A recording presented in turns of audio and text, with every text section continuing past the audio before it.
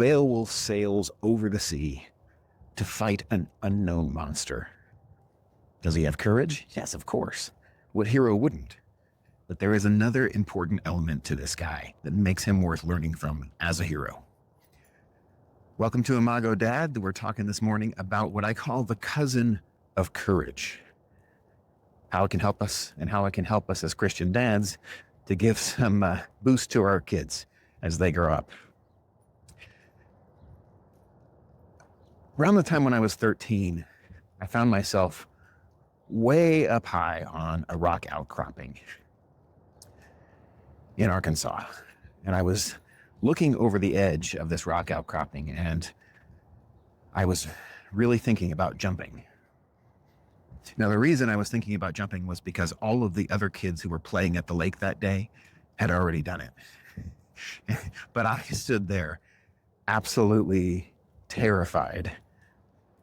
Now, I had had courage before. I mean, I was known by my mom's coworkers as Evel Knievel because of all my bike accidents. I was not afraid to take risks on my bike. But I found myself now standing in front of this tall drop over a lake, and I was scared. What was I lacking? What did those other kids have that I didn't? And heck, what did Beowulf have that I didn't in that moment? The answer is confidence. We've all seen it. We all kind of know when we see it, and we know it's not always a good thing and it's not always a bad thing. So the question is, what is it?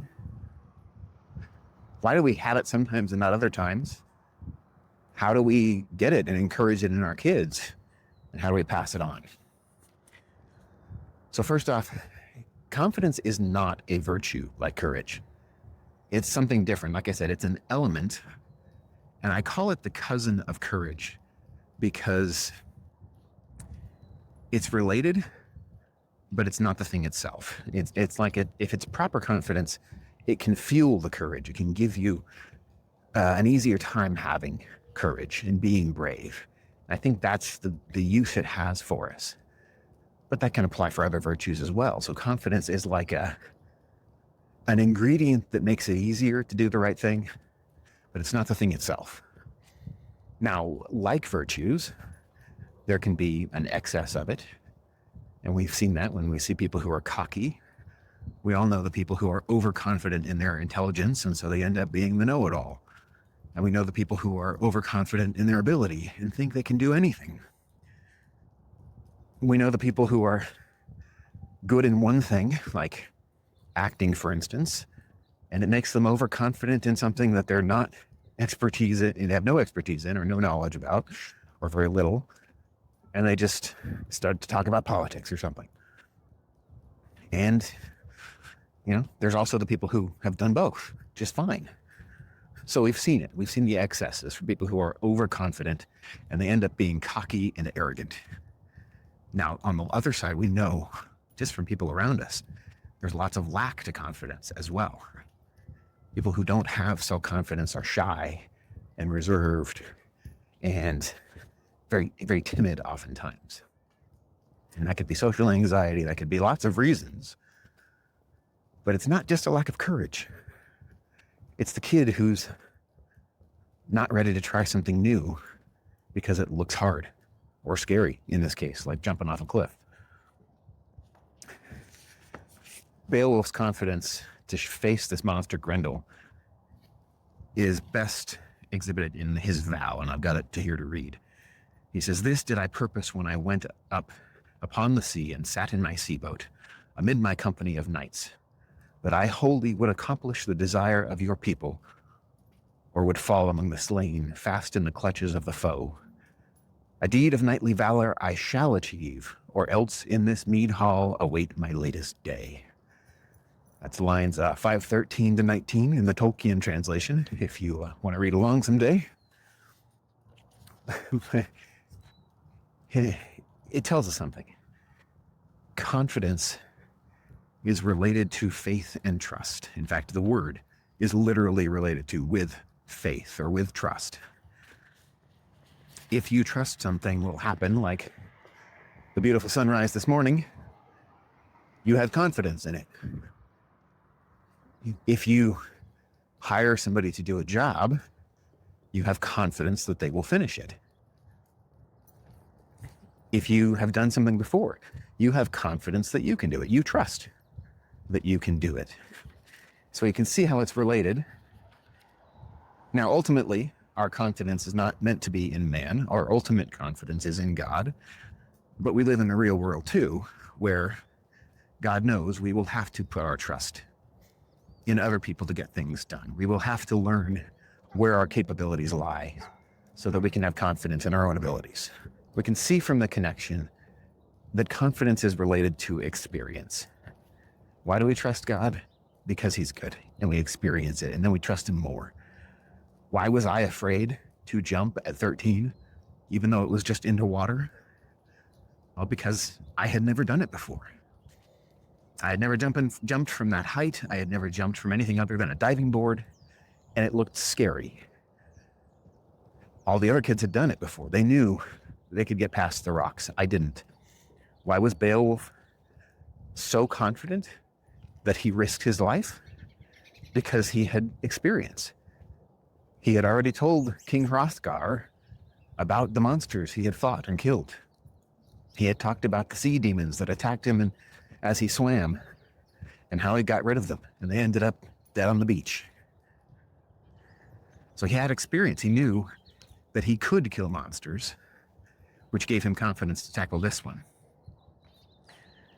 Now, if you listen to his vow carefully, he says, yeah, I'm going to take on this monster or die in the trying. So his confidence is based in reality as well. He recognizes that he had beaten some monsters before, but he'd never beaten a Grendel. So there was a chance he might die, but he thought he had a good shot. So how do we grow in confidence, and how do we apply these ideas, especially in new situations? We see it straight from these two stories.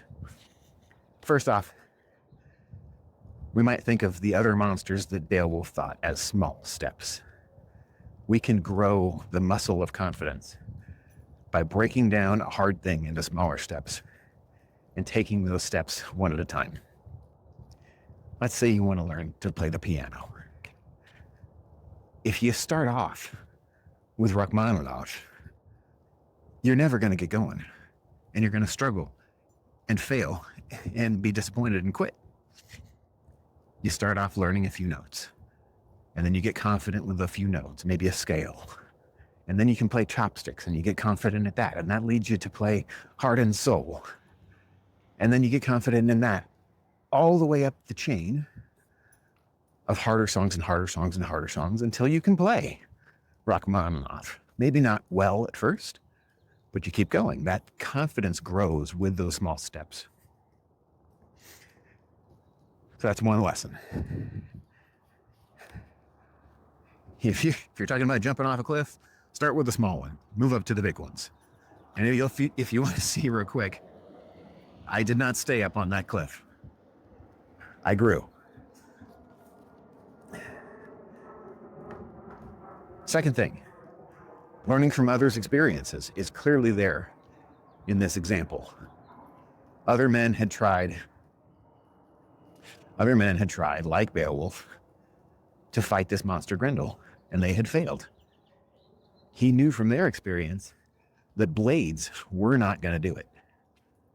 He knew that he would have to try something different, and so he does. He goes bare-fisted against this monster. He happens to have the strength of 30 men, part of his confidence, but he learned from the experience of others to not try on a failing thing. Me, I learned from the experience of those other kids that I watched jumping into that lake. I knew there were rocks below, but they knew where to jump, so I followed them. That's pretty easy. We can learn from others' experience. That's actually wisdom to do that, rather than our own mistakes that might hurt us. But confidence can grow because we see somebody else do a hard thing. Best example of this is Roger Bannister in the 4-minute mile. Nobody had run a 4-minute mile before. Pretty quickly after he did that, a bunch of people did. Finally, to apply our confidence in a new setting. That's something we see in Beowulf easily.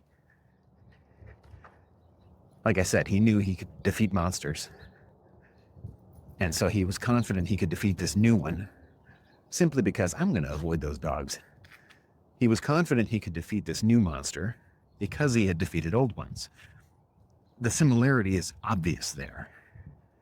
For us, though, like I said, we've seen and talked about people who are overconfident in areas that they've never had experience in, and that's its own trouble. But if you are trying a new endeavor, a new experience, you can look at the successes you've had in the past in similar areas, and that can give you confidence to overcome those first hurdles. So let's say you work in tech. You're an engineer, software engineer. It's very technical, but it's all digital. And you want to go get over into mechanical engineering. Well, both of them are technical. So you can have confidence that there's going to be overlap in thought. And that can give you the boost to jump into something new. Trying to avoid that sun. Likewise, you could say, hey, I'm going to go from software engineering over into a managerial role with different skill sets. I may not be confident right away in that, but I have relationships with people. I've watched other managers, and I can learn from their experience, and I can step up in things. You know, if it's like a speech you suddenly have to give for your work because you're now in management instead of in actual development, can you practice with a smaller group? Can you practice in front of other people? Can you practice to a camera or a mirror? You step up the confidence in little pieces. So we can see how our previous experience and the process of stepping it up can give us more confidence. Right now, as an author, I'm going through this. I finished my first novel a few years back, and I've been working on a sequel, and it's a different story, and I've not been confident in it. So I've had to work on it. I've had to work on small stories that would help me get there. I've had to read other people's stories that are similar. And what's funny is the main character is also going through this new role confidence crisis, in that at the end of book 1, his entire mission and entire purpose changes. And he's in this new position of authority that he's never really been prepared for. Unfortunately, he has no examples, but he does have counselors. So me and the main character are both going through it. So how do we pass this on to our kids? We do the same things with them. We teach them to take things down in small, broken down steps.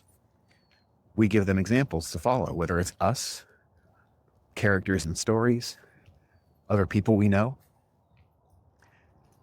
If your kids are walking, they've already done this, in that they start off with little steps. They have small failures and small successes, and eventually they're running and jumping, and it's a pretty quick process. So we've already seen it, and their example is us.